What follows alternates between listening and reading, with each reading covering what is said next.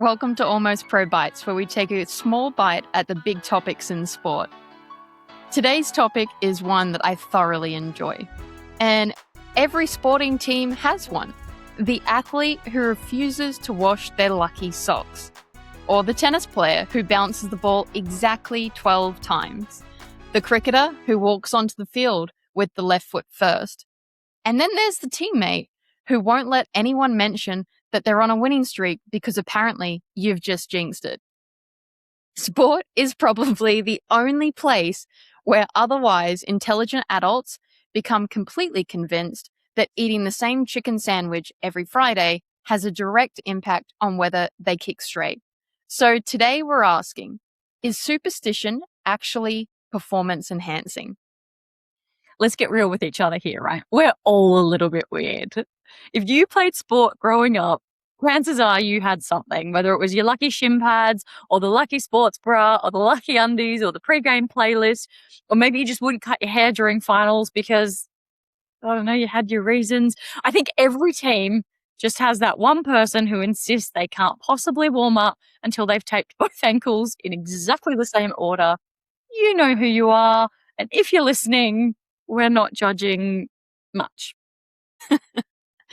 Yeah, as you can tell, this is a fantastic topic which we've definitely had a good laugh about before we hit record.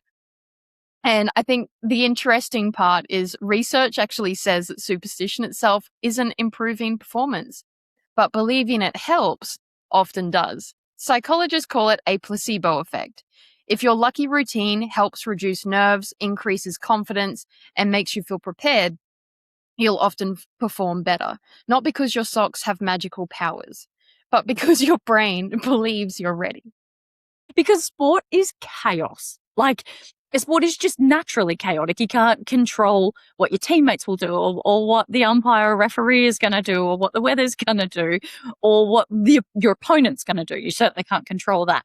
So athletes do look for the things they naturally can rein in, things they can control. And for some, that's preparation. It's putting the left sock on before the right. You know, some of the greatest athletes in history have had some cracking rituals. We cannot pass Rafa. We have to talk about Rafa. The detail in his superstition is like, I reckon most kids that have grown up watching him play could probably replicate it because we've seen him do it that many.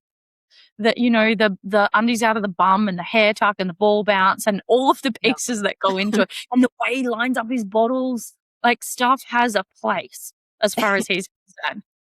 So I think we've seen enough of it, whether we're doing it ourselves. I need to know, Laura. Yeah. Lay it down. What do you got? What were yours? Yeah, I mean, just like, first of all, we love Rafa.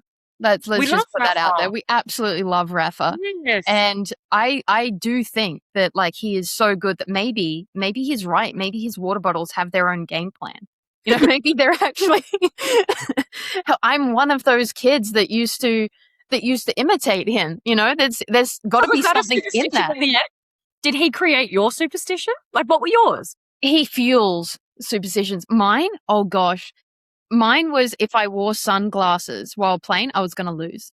But if I had my lucky cap on, I was going to win. So it was a real both ways. You know, I had to have the right meal beforehand. I was a lucky socks person. You know, not the same pair of socks. Obviously, they get washed. But like the same type of sock, like brand, style, same type of sock. Anyway, that's enough about me because that's going to get embarrassing real fast. But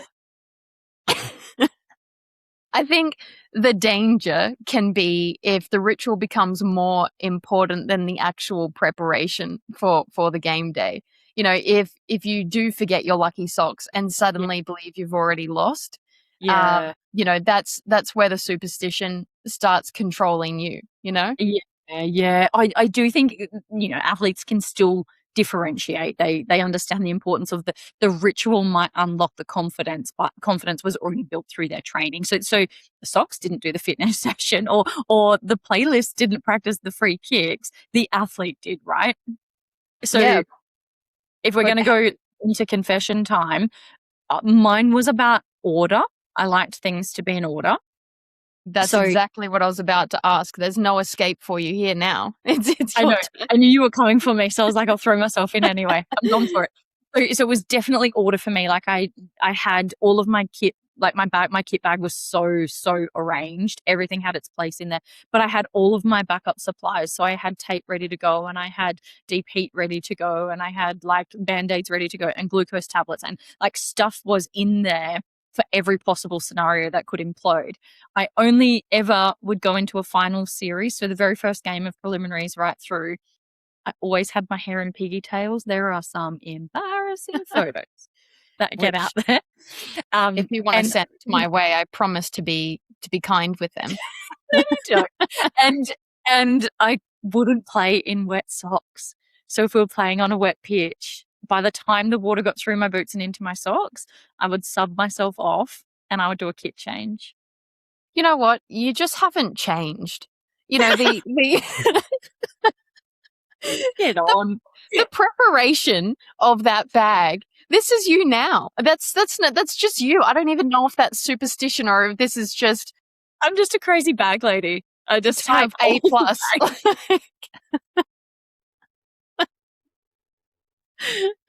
Well, I mean, okay. So can superstition actually improve performance? Yes. Right? But probably not for the reasons that we think. If a harmless routine helps you feel calm, focused, in your case, organized, and confident, that's a positive thing. You know, just maybe don't give your lucky socks all the credit. They've done absolutely none of the work, unless they're compression socks, I guess. Yes. And then at least they've tried. True. So true. We know preparation beats superstition every single time. So although we're still not saying good game before the first whistle, because let's not get reckless, your lucky socks didn't make you win. They just stopped you thinking you were going to lose. Tell us what your strangest sporting superstition you've ever had or seen is. We would love to hear it. Whether you're a lucky socks person, a lucky playlist person, or maybe you knew someone who refused to wash a winning jersey for like an entire season. Because we all know at least one of these people. Dob them in and join us again on the next episode of AP Bites.